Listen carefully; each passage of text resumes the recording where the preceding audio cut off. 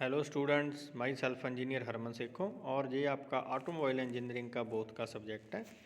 और बोथ में हम बात कर रहे हैं चैप्टर नंबर 6 की हाइड्रोलिक की। तो लास्ट चैप्टर में हमने फ्लूइड के बारे में डिस्कस किया था, फ्लूइड की सम प्रॉपर्टीज़ के बारे में डिस्कस किया था और हमने फ्लूइड के बारे में इंट्रोडक्शन को डिस्कस किया था, लेकिन हमारी कुछ प्रॉपर्टीज़ उसमें रह गई थी, तो आज हम उनको आगे फर्दर डिस्कस करेंगे। जैसे फर्स्ट है हमारे पास वेपर प्रेशर। किसी फ्लूइड का वेपर प्रेशर किस कंडीशन पे डिपेंड करता है, क्या होता है वेपर प्रेशर?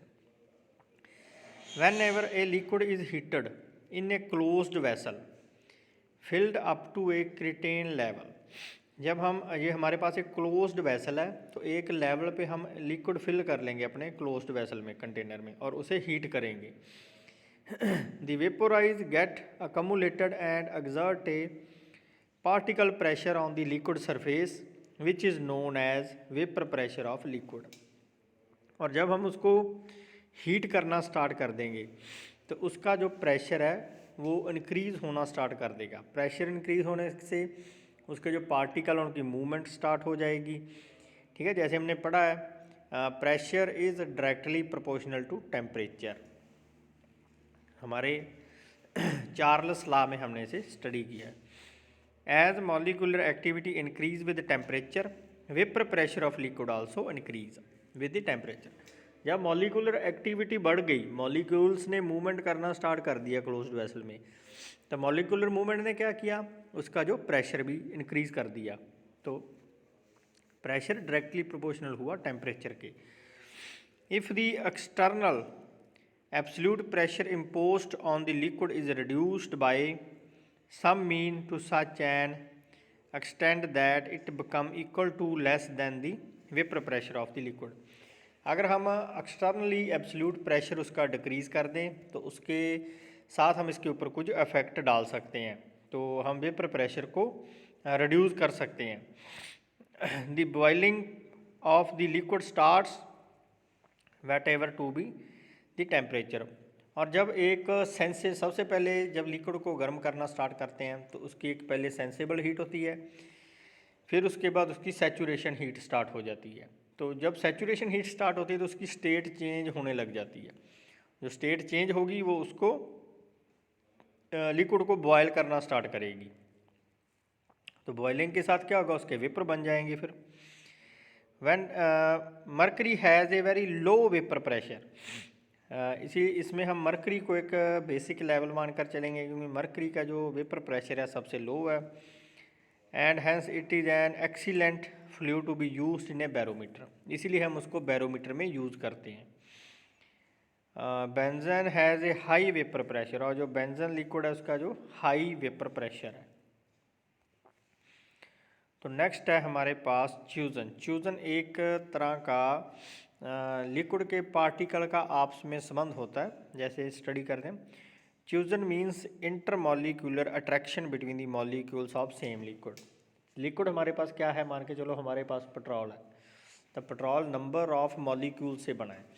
तो नंबर ऑफ मॉलिक्यूल्स की आपस में जो इंट्रैक्शन होती है, आपस में जो जुड़े होते हैं, तो उसको हम बोलेंगे उसकी cohesion force. It enables a liquid to resist small amount of tensile stress. और ये च्यूजन फोर्स ही है, च्यूजन इफेक्ट ही है जो लिक्विड को इनेबल बनाता है ताकि वो स्मॉल अमाउंट ऑफ स्ट्रेस को सहन कर सके। Cohesion is the tendency of a liquid to remain as one assembled of particle. Cohesion ही एक ऐसी लिक्विड के मॉलिक्यूल्स की फोर्स है जो उसको एक क्वांटिटी में बांध कर रखती है। जैसे किसी कंटेनर में लिक्विड डाला तो लिक्विड का एक सरफेस है फ्री, जैसे वाटर को ग्लास में डाला तो ग्लास में वाटर को हम एक जगह से दूसरी जगह मूव कर सकते हैं, लेकिन अगर उसी ग्लास में हम गैस डालें तो गैस तो फ्रीली मूव कर सकती है, मतलब उसमें च्यूजन नहीं है। लिक्विड में च्यूजन है तो ही वो उसके पार्टिकल्स एक दूसरे के साथ जुड़े हुए हैं। Surface tension is due to cohesion between particle at the free surface. और जो सरफेस टेंशन है वो इफेक्ट ऑफ च्यूजन करके आती है। तो नेक्स्ट हमारे पास है एडहेशन। तो नेक्स्ट है हमारे पास एडहेशन। जैसे हमारे पास फ्यूजन फोर्स है, एक चिपकाहट है मॉलिक्यूल्स की आपस में, एक बंधन है, उसी तरह अडहेसन है एक अट्रैक्शन, मॉलिक्यूल्स की आपस में अट्रैक्शन। जैसे चुंबक अपने आप खींचता है दूसरे चुंबक को, जहाँ लोहे को खींचता है, उसी तरह अडहेशन है उसकी attraction. Adhesion means attraction between the molecules of a liquid and the molecules of a solid boundary surface in contact with the liquid. Adhesion क्या है? एक अट्रैक्शन लिक्विड के मॉलिक्यूल्स की आपस में, और दूसरी है जिस कंटेनर में या जिस वेसल में हमने लिक्विड रखा है, चाहे वो लोहे का है, चाहे कांच का है, चाहे किसी भी मटेरियल का बना है, और उसकी लिक्विड की उसके सरफेस के साथ अट्रैक्शन, तो वो होती है adhesion. This property enables a liquid to stick to another body. तो ये ही एक प्रॉपर्टी है जो लिक्विड को दूसरी बॉडी के साथ चिपकाए रखती है। Capillary action is due to both fusion and अडहेशन।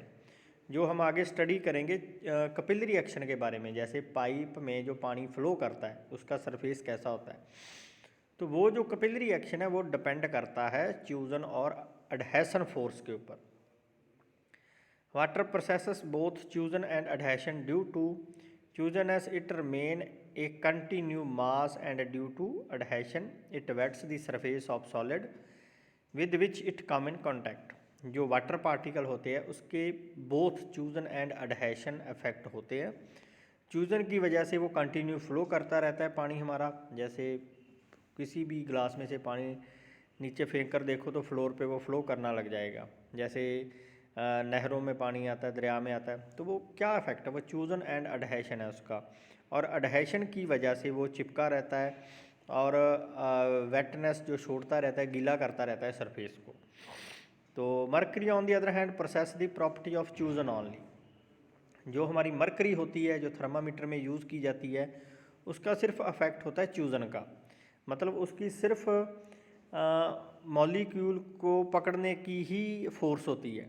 It has no adhesion. Due to this reason mercury does not adhere to any external object with which it come in contact. इसीलिए mercury को हम ज़्यादा use नहीं कर सकते, सिर्फ उसको thermometer में या बैरोमीटर में ही हम उसका यूज़ करते हैं। तो नेक्स्ट है हमारे पास सरफेस टेंशन। सरफेस टेंशन क्या है? सरफेस की प्रॉपर्टी जो लिक्विड के मॉलिक्यूल की सरफेस बनाती है, यानी लिक्विड की ग्लास में सरफेस बनाती है। जैसे ग्लास में पानी डालते हैं तो पानी की एक सरफेस है, ऐसा तो नहीं पानी ऊपर नीचे को है, अगर उसको मूव करवाएंगे तो ही ऊपर नीचे को मूव करेगा, लेकिन फिर भी ऊपर नीचे को मूव करके अपने आप स्टेबल हो जाता है। वो क्या इफेक्ट है? वो उसका सरफेस टेंशन है। The property of the liquid surface film to exert a tension is called surface tension. जो ऊपर वाली फिल्म है हमारे लिक्विड की, जो सरफेस बनाती है, उसे हम बोलेंगे surface tension. It is donated by sigma. इसको सिग्मा के साथ डोनेट किया जाता है, ये बहुत ही इंपॉर्टेंट है। It is the force required to maintain unit length of the film in equilibrium. तो ये सरफेस टेंशन ही है जो किसी लिक्विड की एक सरफेस एक डिज़ायर्ड यूनिट लेंथ पर बनाकर रखती है। तो SI यूनिट है सरफेस टेंशन के न्यूटन पर मीटर। तो let us consider a mass of liquid. तो जैसे सबसे पहले आप डायग्राम देखो, डायग्राम में ये वाइट वाले लिक्विड के पार्टिकल है। लिक्विड के पार्टिकल जो बीच में पार्टिकल है उसकी सरफेस टेंशन क्या है?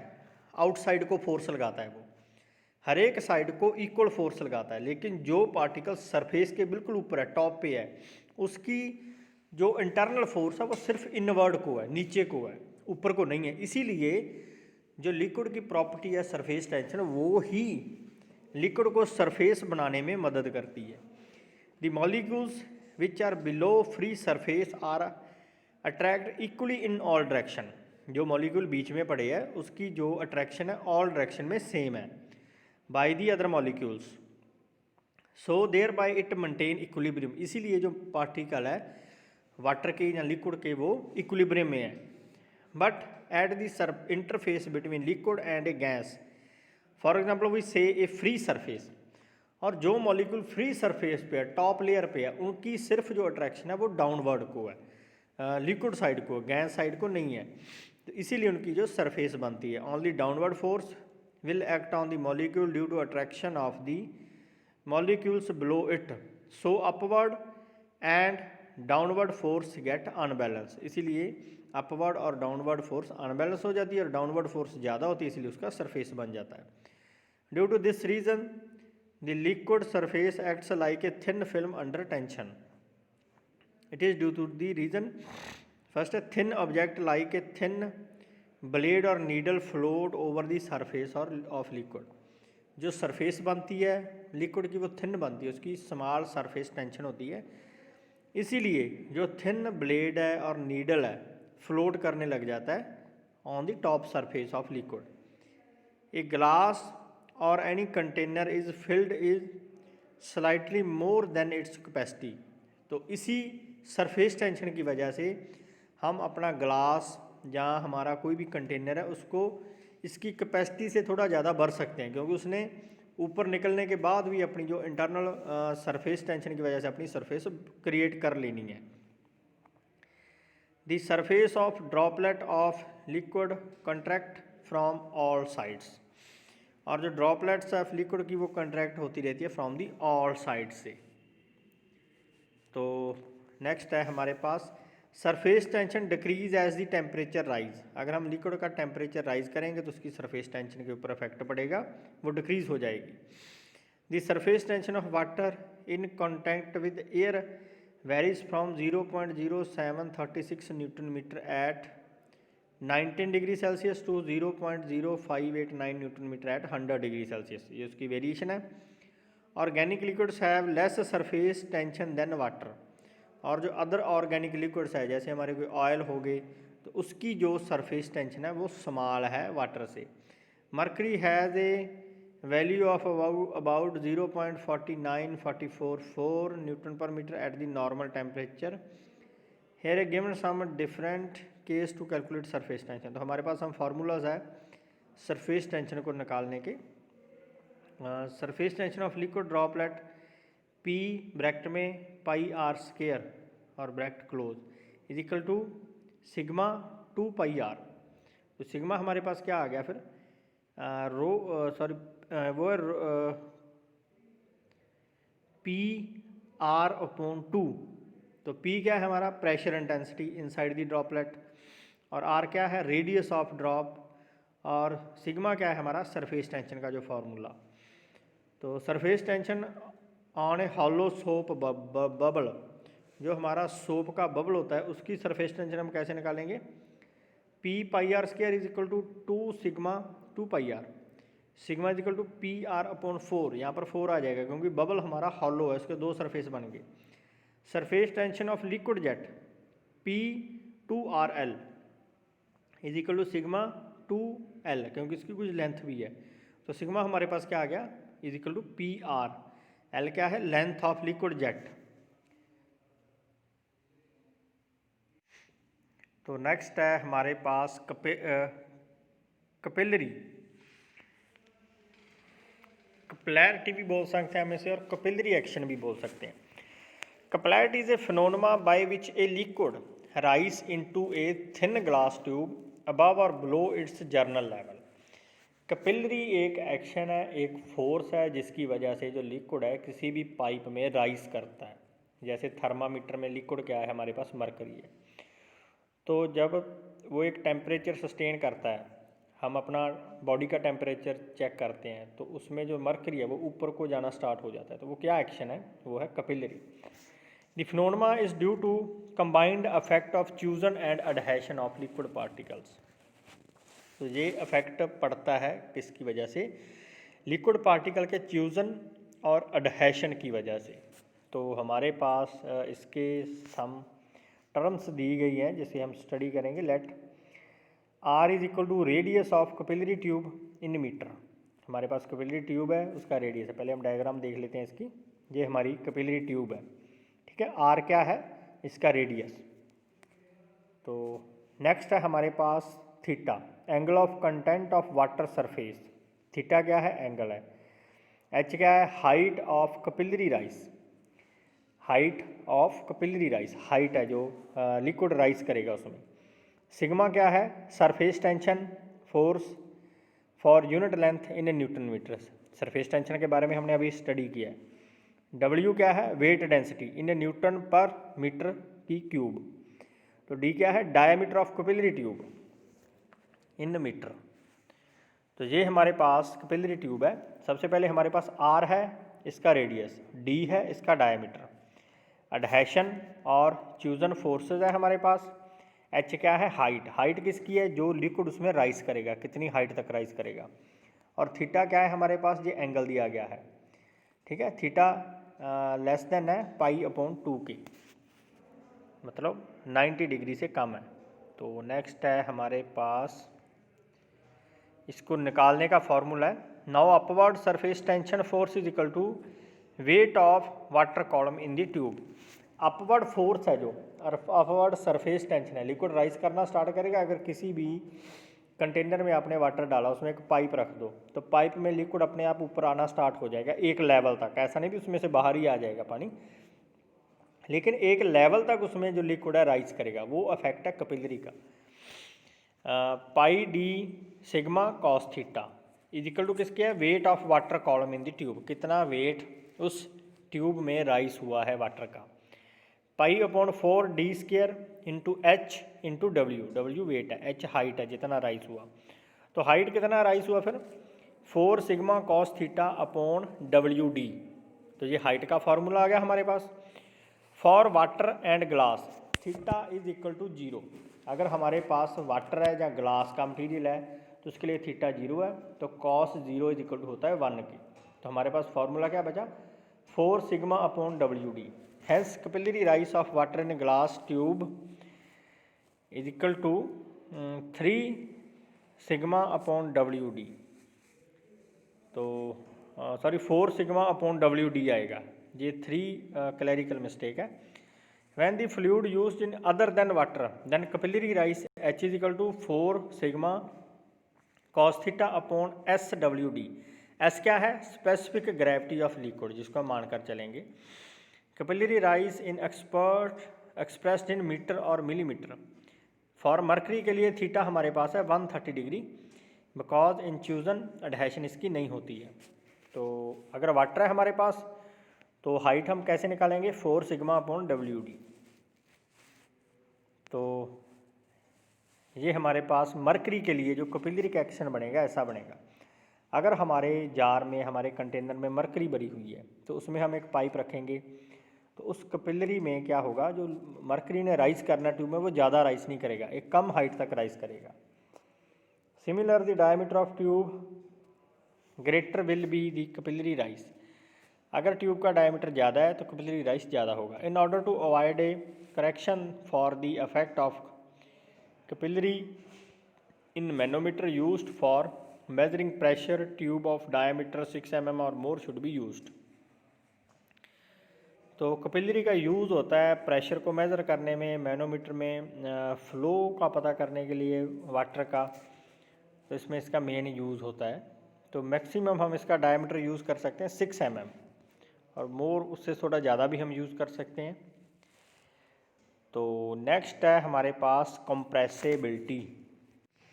All the fluids may be compressed by application of external force, and when the external force is removed, the compressed volume of the fluid expand to their original volume। तो हर एक fluid की सम compressibility होती है, और उस compressibility की वजह से ही हम अपना जो वर्क डन निकाल सकते हैं फ्लूइड से। और जब तक हम उसमें उसके ऊपर फोर्स डालते रहेंगे तो वो एक क्वांटिटी तक कंप्रेस होता रहेगा, और जब हम फोर्स को रिमूव करेंगे तो वो फिर अपनी ओरिजिनल स्टेट में वापस आ जाएगा। जैसे आजकल हमारे पास जैक वाली ट्रॉलीज़ है, तो उसमें क्या है, फ्लूइड को कंप्रेस करते हैं, कंप्रेस करने की वजह से इतने भारी भरकम टन की जो ट्रॉली है ऊपर को उठ जाती है, और हमारी जो एफर्ट है वो बच जाती है, ट्रॉली खाली हो जाती है। उसी तरह जैसे आजकल बस की डोर होती है, वो भी प्रेशराइज्ड है, ठीक है, फेन्यूमेटिक जैक्स वगैरह आ गए, तो वो सारा कुछ फ्लूइड की कंप्रेसिबिलिटी की वजह से ही संभव है। दस fluids also process elastic characteristics like elastic solids. उसमें एक इलास्टिक प्रॉपर्टी होती है जैसे इलास्टिक सॉलिड की होती है। Compressibility may be defined as the property by virtue of which fluids undergo a change in volume under the action of external pressure.